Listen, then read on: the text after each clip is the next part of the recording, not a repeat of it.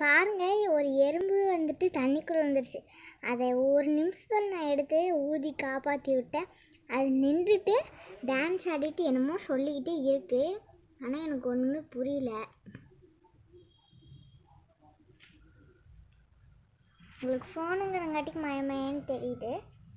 நேரில் பார்க்கும்போது எனக்கு அட்டகாசமாக இருக்குது.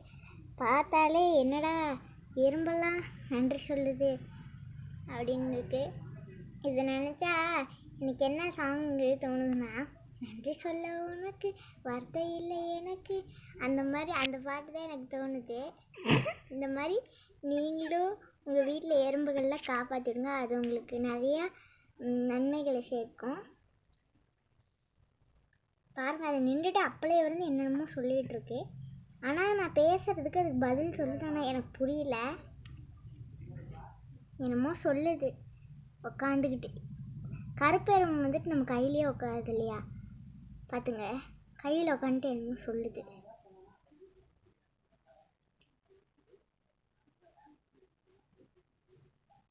நான் தண்ணியிலேருந்து எடுத்து நிறையா எறும்பு காப்பாற்றி விட்ருக்கேன். இதே மாதிரி நான் தண்ணி ஒரு எறும்பு பட்டுருச்சு, அதை எடுத்து கீழே விட்டுட்டேன்னா செத்துருச்சு. அதை இன்னொரு எறும்பு பார்த்துட்டு போய் எல்லா எறும்பையும் கூட்டிகிட்டு வந்துட்டு அதுக்கப்புறம் எல்லா எறும்பும் சேர்ந்து அதோட குகைக்குள்ளே கூட்டிகிட்டு போச்சு. அதையும் நான் பார்த்தேன்.